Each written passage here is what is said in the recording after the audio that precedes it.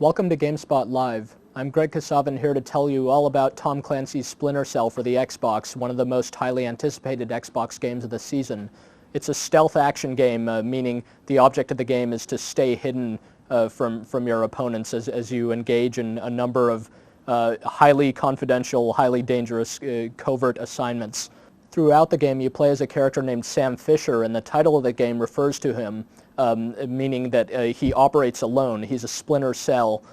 He's so secret, so covert, that if he's caught during a mission, the U.S. government will disavow any involvement with him, and he'll be left to his own devices. The stakes are really high. One false move, and you might either be caught or instigate World War III. So Splinter Cell definitely has a lot of the kind of espionage thriller stuff going on that you may be familiar with from other Tom Clancy works. The premise of the game is really cool, but the actual gameplay isn't quite as original as you might expect. Actually, Splinter Cell has a lot in common with other stealth action games that have come before. This is a genre that's been around since 1998 when Thief: The Dark Project came out, and very recently an Xbox game called Hitman 2: Silent Assassin was released that is actually very, very similar to Splinter Cell in many ways. Nevertheless, though there are other games like it, Splinter Cell is still really great and has a lot of really cool moves to perform and gadgets to use and some pretty exciting missions that are filled with suspense and tension and some really great lighting effects to boot. So if you've never played a stealth action game before, or if you have and you like the genre, then it's definitely a game that's been worth the wait. Right off the bat, the game runs you through an obstacle course that teaches you many of Sam Fisher's moves. He can do a great variety of different things, and the controls in the game work very well towards simulating the kind of stealthy activities he needs to engage in. For example, the left analog stick, you actually have to use the analog control to kind of tiptoe gently. You don't push the stick forward all the way if you want to be quiet. It's better just to kind of crouch down and edge forward gently in order to remain hidden from your enemies. If you move forward too quickly, then you'll be heard. Fisher can actually move swiftly either while standing or while crouching, and he can do a variety of different things when he gets close to an enemy, either laying them out with an elbow to the back of the head or with a pistol whip, or grabbing them and holding them as hostage, and sometimes forcing them into cooperation, like he can use a guard to trigger a retinal scan that he might not be able to bypass himself. He can do other cool moves like climb fences and climb across horizontal pipes or kind of zip line down angled ropes and things like that. But Fisher's coolest move has to be the split jump, where he kind of kicks off of a wall and goes up into the splits between two walls in a narrow passageway from which he can either shoot or drop down to deliver a stunning attack. This move actually is a lot more cool looking than it is practical, and the rest of his repertoire is kind of much more practical in nature and really allows him to stay out of sight, which again is the object of the game. Fisher is armed with both a pistol and later on a high-tech assault rifle that does a lot of different things besides just shoot. But really you're trying to avoid killing or even incapacitating your foes as you come across them. In fact, some missions end automatically if you so much as kill someone or if you're noticed by somebody. So you'll find that the use of deadly force is actually a lot more tempting than is practical.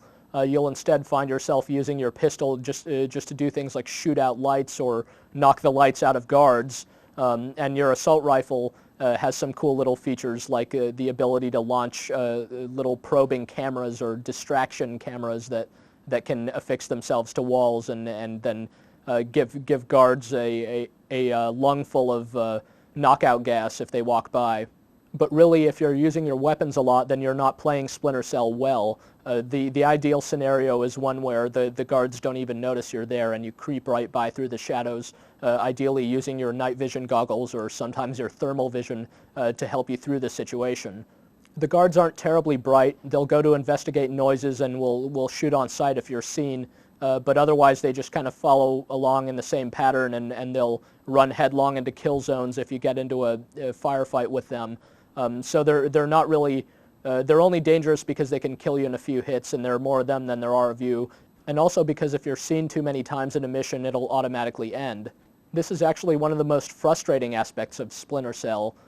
Being caught in a mission will raise an alarm temporarily, and while this might not end your mission right away, a few alarms later it will.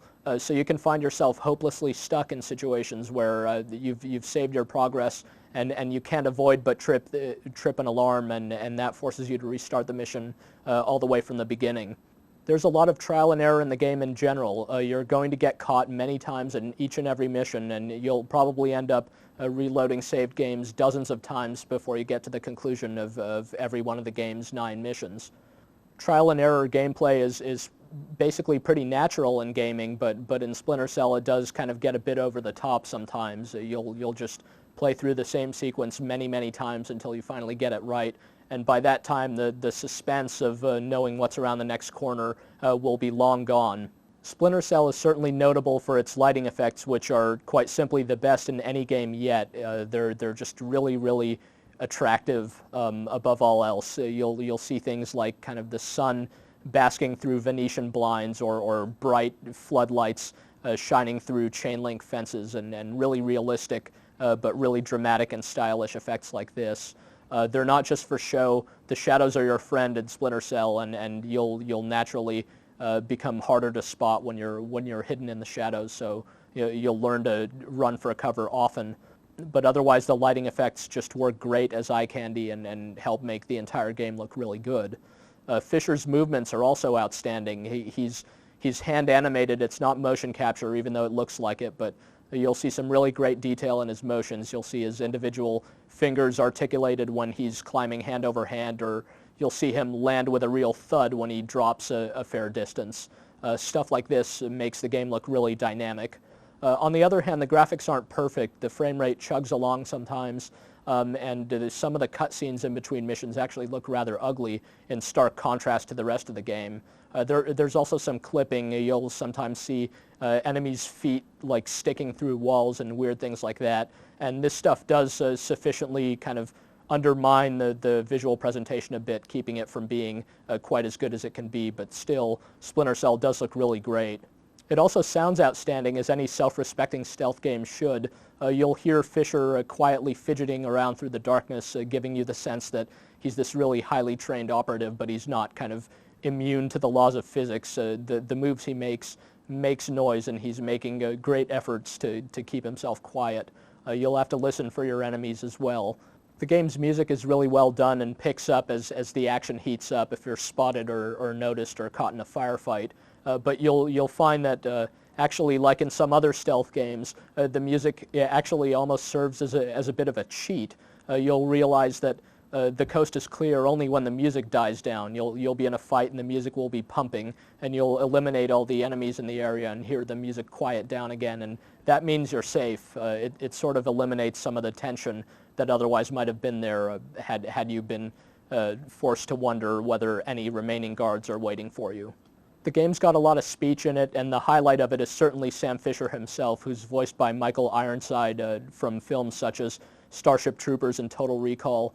Michael Ironside's voice is totally perfect for the character. He's got this gruff, gravelly voice that really projects the sense that he's this experienced commando character.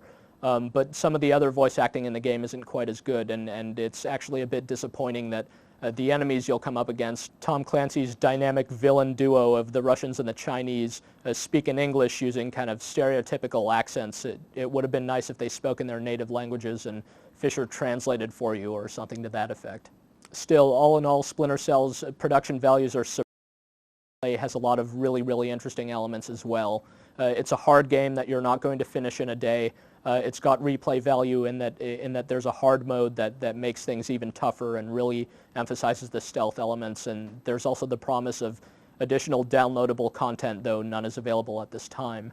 But you get what you pay for with Splinter Cell, which is one of the best stealth games to date. It's not a game for people who want pure action. It's not a game for people who are easily frustrated by games. But if you like a good, suspenseful, really tough, really challenging, and really atmospheric game, then Splinter Cell is certainly for you.